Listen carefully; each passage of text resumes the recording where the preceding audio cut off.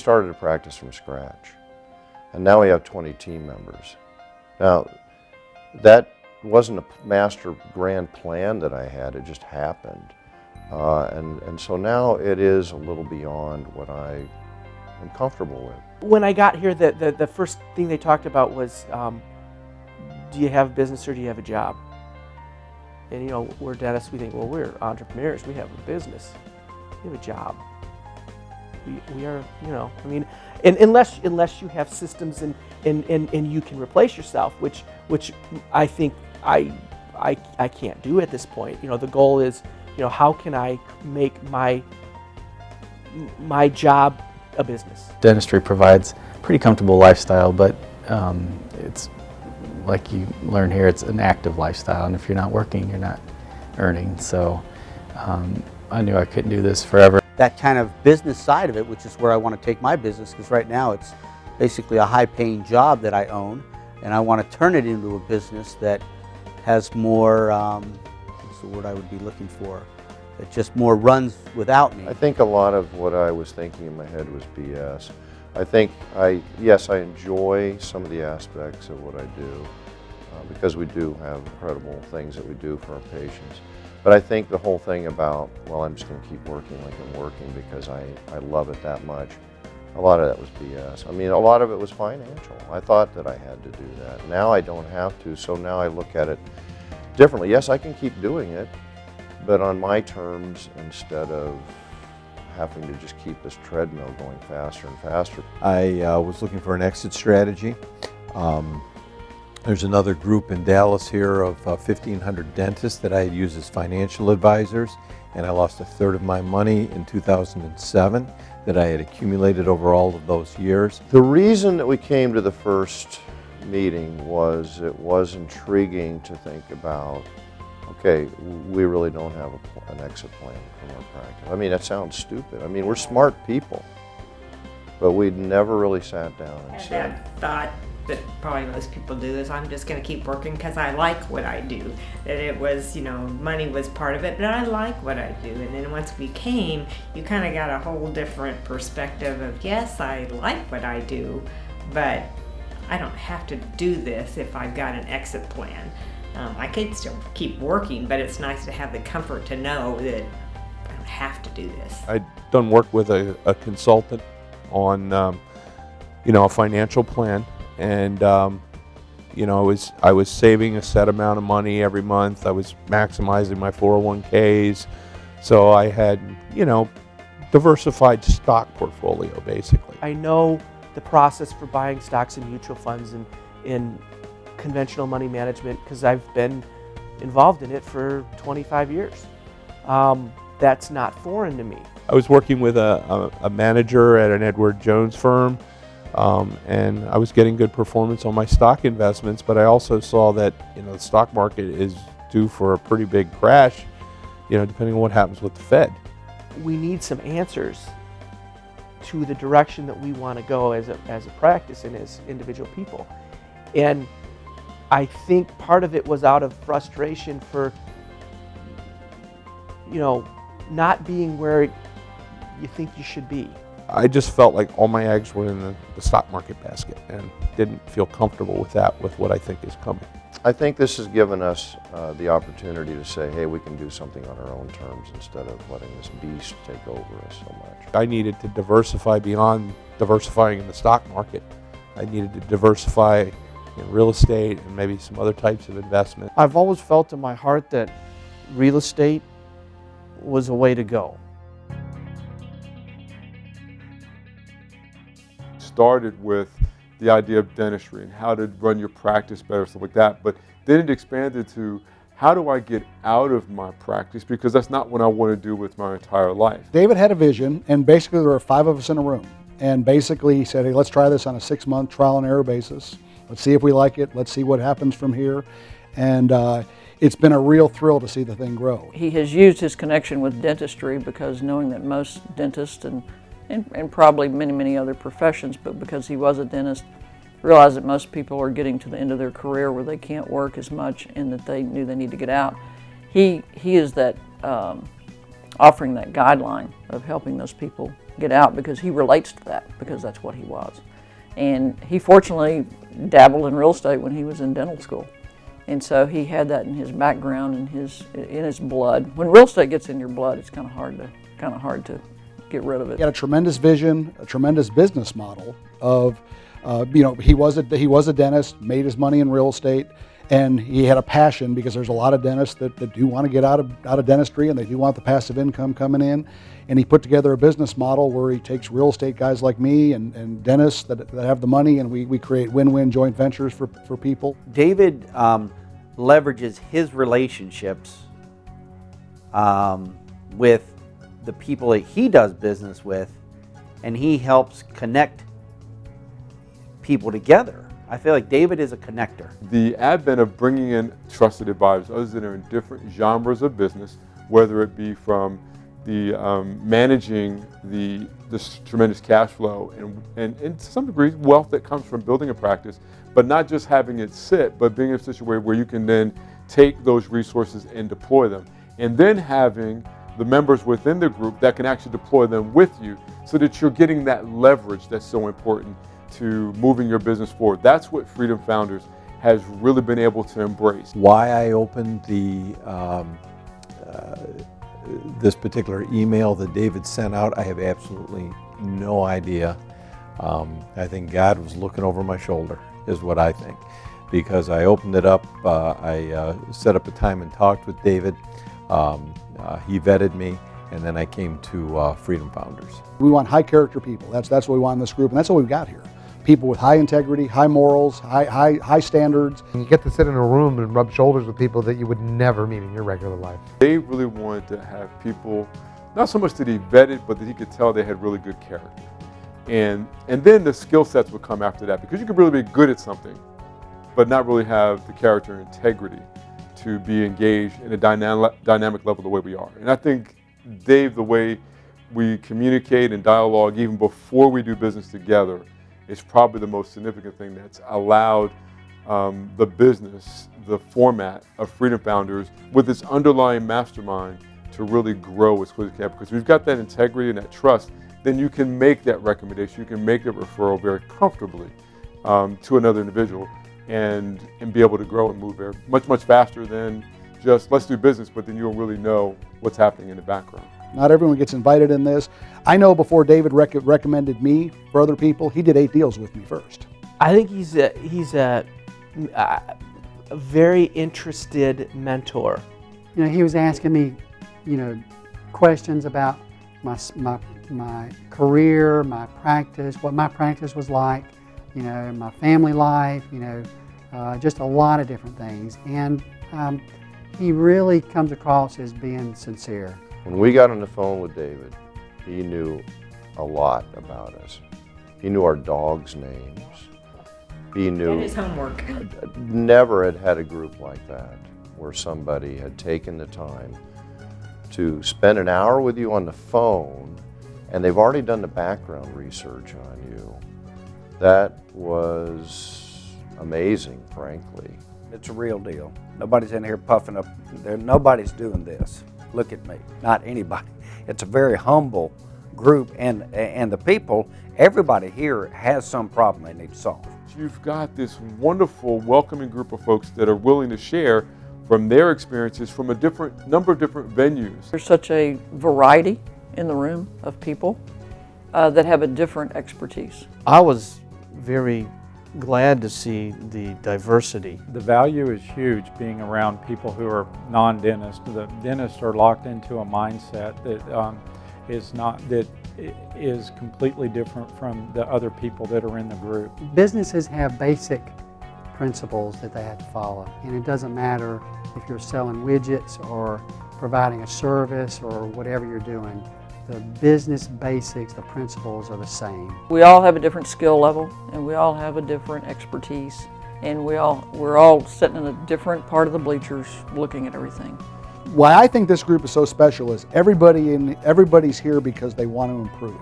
They want to improve in their personal life, they want to improve in their business life, they want to improve their family situation, their financial situation. When you talk to somebody else that has a different perspective than you do, to me, that's what helps. The brain power in the room is off the charts now. When you have that dynamic to care and share from and bring that into one room over the course of 4 days with 2 different groups, very, very special things happen. And that's what's given, I believe, not only Freedom Founders the dynamic that makes it special, but also the growth that's allowed it to experience as well. When they leave a meeting, they always have something to take back that makes them money.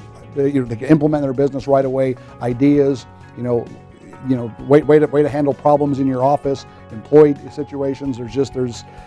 You always leave here with something. I really feel genuinely that there are people that would take their shirt off their back for you.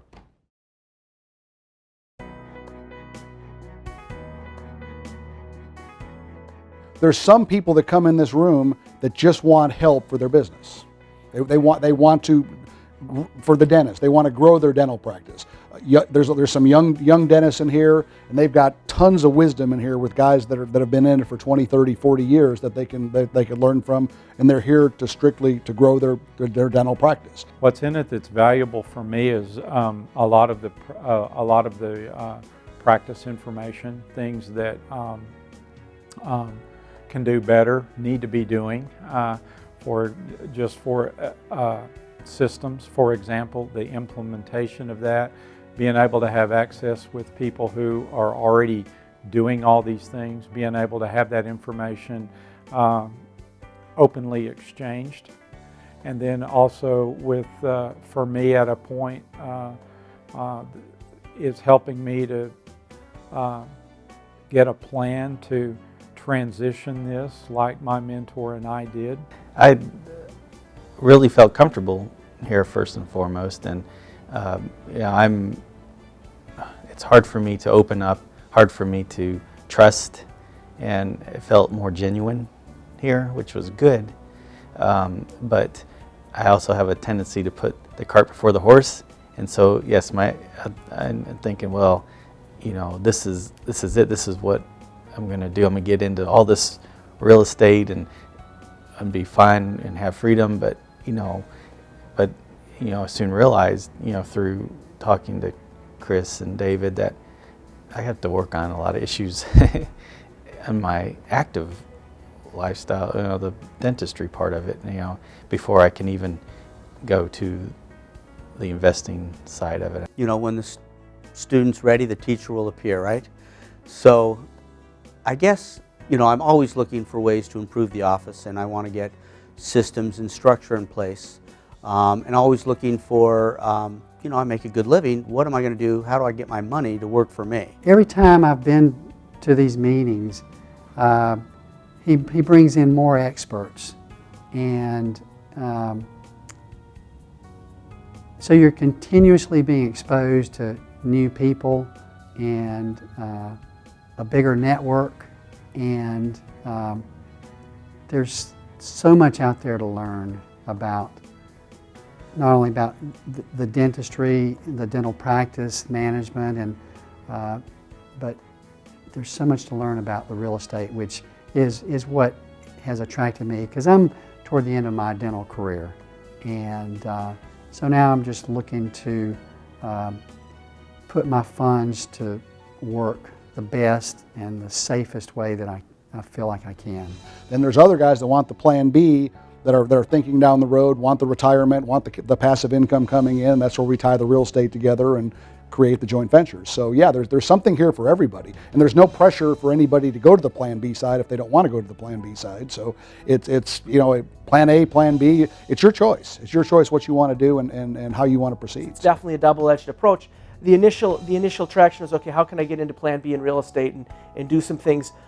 But I think it became real apparent that the two are joined together. One of the things that David told me in our original phone conference was that you're probably used to feeling that you're one of the smartest people in the room.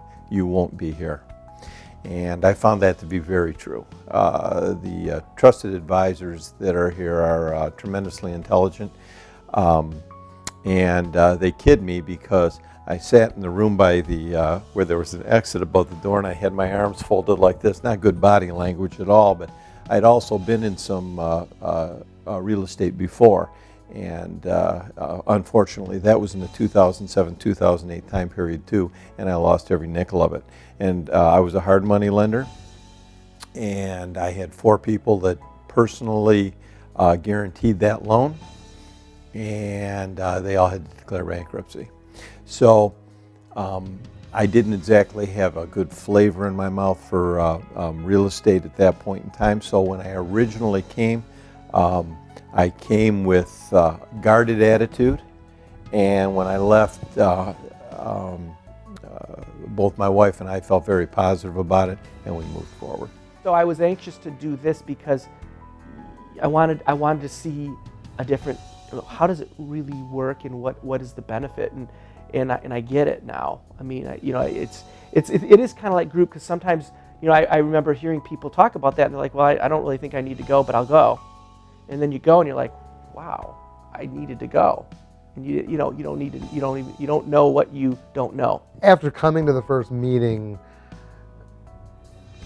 you get to see what it's all about, and it becomes far more clear than it was. These are just about the only seminars I go to. Now, I give a lot of seminars, but for me to go to them, because I like to sit there and hear what other people are talking about and let it flow through my subconscious of what problems I'm dealing with today. And it's helpful. It has caused me to take action even just 5 minutes ago. I'm taking action right now on something I needed to deal with based on what I heard in the room. And it's very powerful, but you got to kind of get away and be in the group. You can't do this in the car listening to tapes. It doesn't happen that way. You can ask anybody here. I'm a relaxed person now. Before I was a lot more tense because I never understood the stock market. How are you supposed to have a given amount of money, and if the market is down that year and you still have to draw off it, how does that program work? It doesn't. And this gave me a whole new perspective in that my investments grow. And I did exactly what David said. I went out, and even though he has vetted all the different real estate individuals that are here, I went to each one of them and saw their businesses, saw the properties that they buy. And I always recommend that to other members. And then I invested with each one of these groups, and then before you know it, the return on those investments I don't buy properties, I'm the bank, but I was investing in other properties off the interest already. And so within a year's time, I've replaced my dental income, and my practice is up for sale. And I know that I'll be above what I ever produced or collected in dentistry in a short period of time. I've only been in this group for 18 months. My upbringing, I'm risk adverse. And so I don't know if I ever would have got over the bridge to start with, to be honest. And so if I would have had to go it alone, it would have been, I don't know, 10, 50, 100 times longer. Since January of this year, I've probably done about 20 real estate deals. And because it was what I was looking for, it was the perfect match. David had put together this tremendous network that he obviously has been working on for years and years, and it's all right there, all in one place. It was very convenient, very efficient. For me to have duplicated that network, I wouldn't live that long. For the amount of effort, the return was significant. I've got grandkids coming up. And what I've learned out of this whole Freedom Founders thing is something that I want to pass on to them.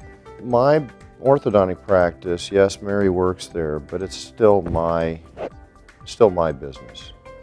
And I remember her excitement about how this is something we can do together, that we're equals on. We're starting with an equal footing.